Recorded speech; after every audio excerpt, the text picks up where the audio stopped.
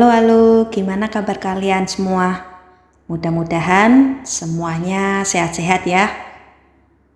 Kalau kita mau mendapatkan sesuatu yang besar, biasanya kita memulai dari yang kecil dulu. Kalau kata pepatah, sedikit demi sedikit, lama-lama menjadi bukit. Kalau kita mau mencapai kebebasan secara finansial, tanpa melakukan apa-apa sekarang, tanpa melakukan langkah-langkah kecil sekarang, nggak akan bisa sampai. Tapi kalau kita udah mulai nih melakukan langkah-langkah kecil untuk memperbaiki kondisi keuangan kita, pasti kita bisa sampai pada kebebasan finansial yang kita inginkan. Karena itu, di video hari ini aku mau sama-sama bahas tentang langkah-langkah kecil apa yang harus kita lakukan untuk memperbaiki kondisi keuangan kita. Yuk, kita mulai. Yang pertama, hiduplah sesuai dengan kemampuan. Kita tuh harus belajar hidup dengan kemampuan kita. Misal, gaji kita 5 juta. Jangan hidup seperti orang yang gajinya 10 juta. Kalau misalnya kita cuma bisa beli motor, ya udah beli mobilnya nanti dulu. Kalau misalnya nih kita cuma bisa nyicil rumah kecil, ya beli aja rumah yang kecil itu. Jangan nyicil rumah yang besar dulu. Cukupkanlah dirimu dengan apa yang ada padamu. Yang kedua, perhatikan kemana uang kita pergi. Kadang-kadang tanpa kita nggak sadari, kita tuh nggak ngeh uang kita itu kemana aja sih. Tahu-taunya baru setengah bulan uang kita sudah habis saja. Kita nggak sadar kalau ada pengeluaran kecil yang tidak sadari, yang membuat pundi-pundi kita itu jadi bocor. Contohnya apa? Kayak beli kopi kekinian misalnya. Murah kok, cuma 15.000 atau 18.000. Tapi kalau tiap hari atau enggak beli jajan seperti siomay, gorengan dan lain-lain, itu sebenarnya kelihatannya kecil, tapi menguras penghasilan kita kalau kita beli hampir setiap hari. Terus beli barang diskon, enggak kuat lihat barang Shell. Emang sih kelihatannya murah, tapi kalau dikumpulin ternyata banyak juga. Jadi perhatikan kemana aja uang kita pergi, terutama untuk pengeluaran yang kecil-kecil. Yang ketiga, bayar tagihan segera setelah terima gaji. Jadi kamu harus tahu dalam 1 bulan itu pengeluaran kamu itu buat apa aja sih. Pengeluaran rutin misalnya bayar listrik, air, bayar pulsa handphone, cicilan rumah dan lain-lainnya. Nah, itu semuanya kamu bayar duluan. Terima gaji langsung bayar. Jadi tagihan tidak ada yang tertunda sehingga tidak membebani kamu lagi di bulan depan.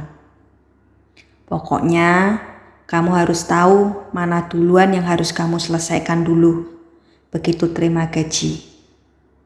Yang keempat, sisihkan uang untuk tabungan atau investasi. Nah, setelah tagihan kamu dibayar, kamu harus bisa menyisihkan berapa persen dari gaji kamu untuk ditabung atau investasi. Harus punya tabungan untuk masa depan kita.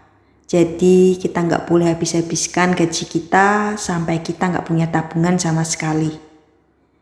Kita harus penuhi dulu kebutuhan dasar kita, kemudian gunakan sisa uang kita itu untuk keperluan sehari-hari. Yang kelima, lebih banyak belajar soal investasi. Investasi itu penting. Lebih awal kamu investasi itu akan jauh lebih baik. Tapi kalau kita mulainya terlambat ya nggak apa-apa. Karena investasi itu sifatnya kayak bola salju. Makin menggulung, makin besar. Makin lama kita melakukan investasi, ada yang namanya bunga berbunga. Jadi uang itu semakin lama semakin banyak. Kita harus belajar sebanyak-banyaknya tentang investasi.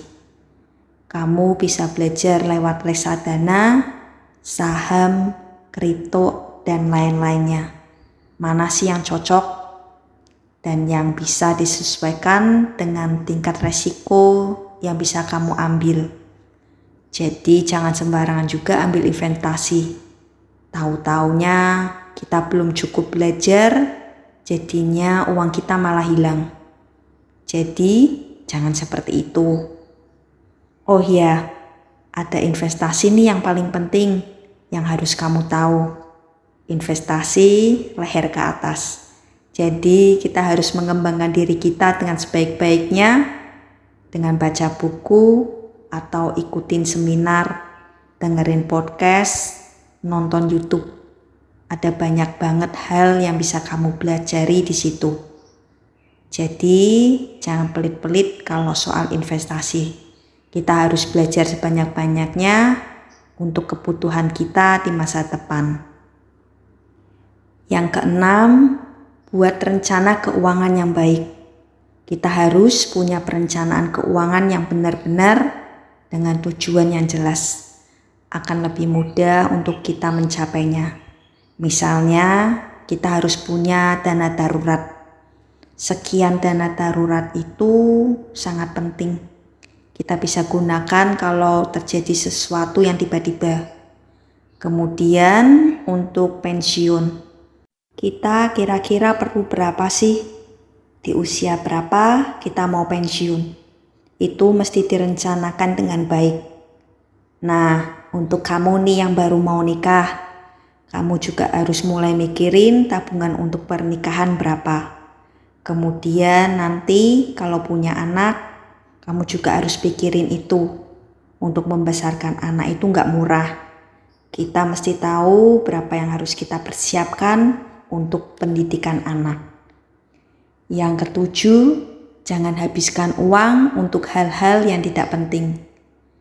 Kita masing-masing yang tahu sebetulnya hal apa yang penting buat hidup kita.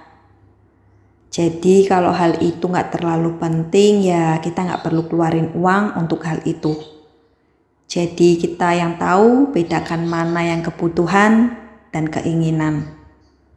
Yang kedelapan, harga tidak selalu sama dengan nilai. Harga suatu barang tidak selalu sama dengan nilai yang diberikan oleh barang itu. Contohnya, fungsi satu tas adalah untuk membawa barang-barang kita kemana-mana. Tapi ada tas yang harganya 200.000 dan 20 juta. Padahal fungsinya sama untuk bawa barang-barang kita. Benar kan?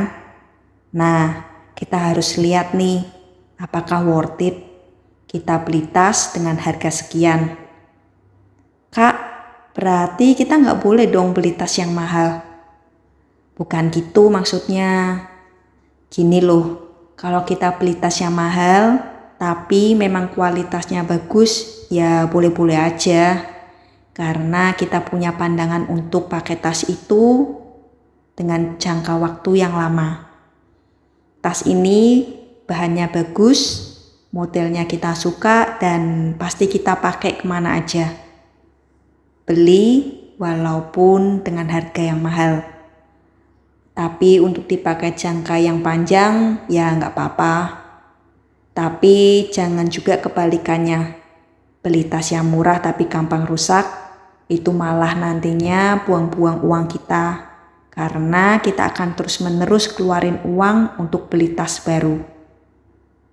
Jadi kita harus perhatikan fungsi tas itu apa dan bagaimana nilai dari tas itu. Sesuai nggak sama harganya. Yang kesembilan, bergaulah dengan orang yang tepat. Dengan siapa kamu bergaul akan menentukan masa depanmu. Kalau kamu terbiasa bergaul dengan orang yang suka menghambur-hamburkan uang atau orang yang boros, otomatis kamu juga akan boros juga. Jadi perhatikan dengan siapa kamu bergaul. Pergaulan yang buruk merusak kebiasaan yang baik. Yang ke-10, jangan terlalu pelit pada diri sendiri. Jadi kamu yang bisa tentukan apa yang penting buat kamu. Untuk hal-hal yang penting itu jangan terlalu pelit. Tapi untuk hal-hal yang harus kita hemat, ya kita hemat. Jadi jangan bikin kamu stres sendiri karena harus hemat dalam segala hal. Itu malah bikin kamu makin stres. Jadi kamu yang tentukan sendiri sebetulnya menurut kamu apa sih yang penting. Biar kamu bisa keluarin uang secukupnya untuk yang menurut kamu penting. Kalau menurut kamu gak penting, ya gak usah keluarin uang dan tetap harus hemat. Mulai dari sekarang, kelolalah uang dengan benar, supaya kamu tidak akan menyesal di kemudian hari. Langkah kecil yang kamu lakukan sekarang akan berdampak sangat besar nantinya di masa depan kamu. Karena itu, ayo sama-sama belajar untuk makin hari hidup kita bisa semakin baik. Aku seneng loh bisa sharing sama kamu hari ini. Terima kasih ya untuk supportnya.